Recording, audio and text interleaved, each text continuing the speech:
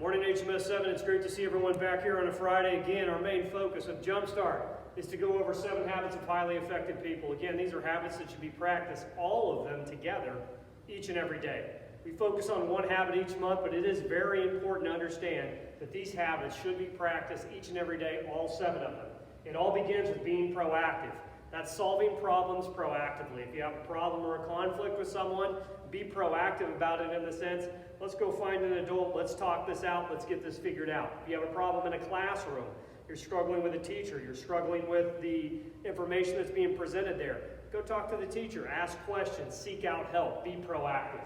Put first things first. Remember, we're here in this building to get educated. We're here in this building for school.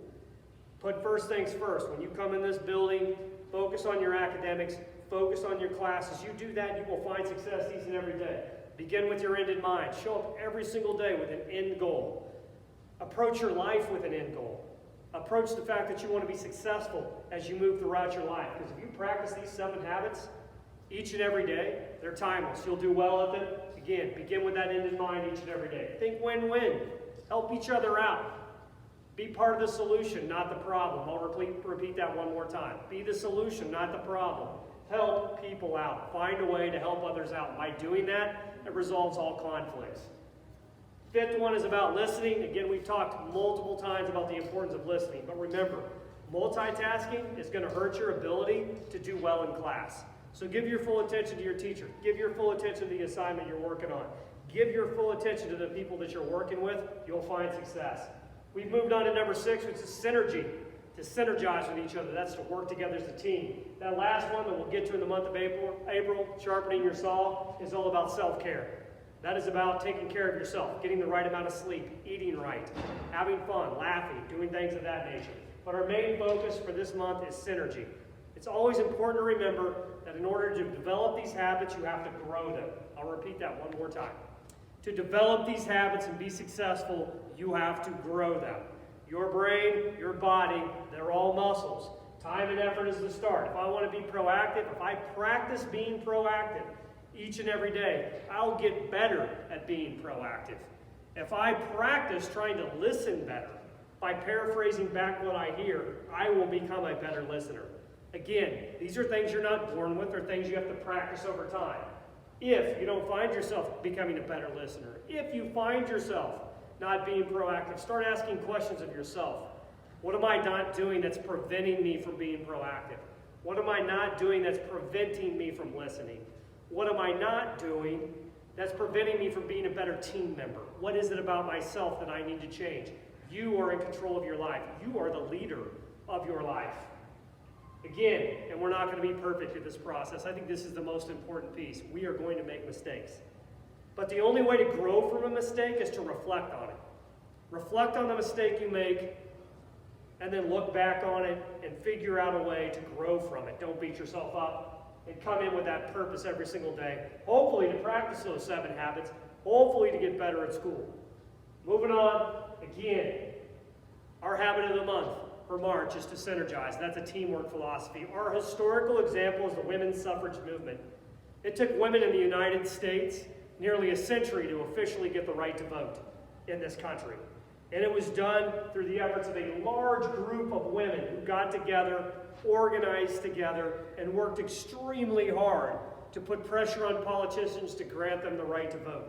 A great example of synergy. Started in the 1840s, took till the 20th century to get the official federal right to vote.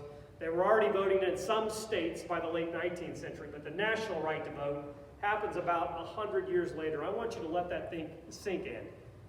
Think about the amount of synergy it requires, the amount of time and effort, the amount of patience it takes to spend nearly 100 years putting pressure on people through parades, through protests, to get the right to vote. That's synergy at its best right there.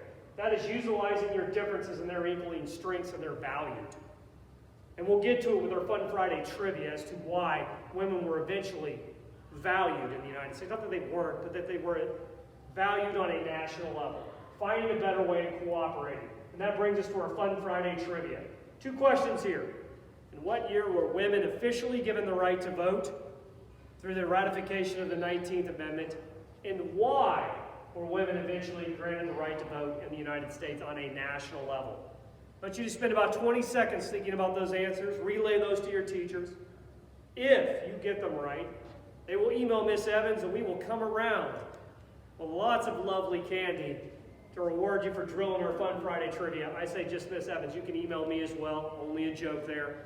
Email both of us if you have some students that get the right answer, and I'll pause for 10 seconds to see if that gets knocked out.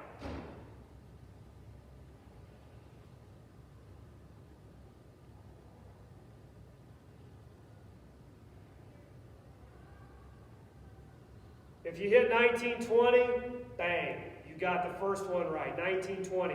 And there are a lot of answers as to why. And most importantly would be the synergy that I just talked about. It was because of the efforts of women to organize and to protest peacefully, continually over time, that they eventually got the right to vote. Their patience, their determination, all those things, their proactive habit of working together each and every day, each and every year until they got the right to vote. They were stubborn about it in the best possible way. Second piece there, their contributions to the American war effort during World War I also led to them getting that national right to vote. They helped work in factories to help produce ammunition so the soldiers could fight. They served as nurses on the front line to help heal soldiers so they could get back out and help the war effort. It's that piece that we talk about with synergy. They were able to help in a different way, and by doing that, by showing their contributions, they were eventually granted the right to vote in the United States. Great to see you guys back here on a Friday. We love you. Let's have a great day. Let's synergize together and have a great Friday.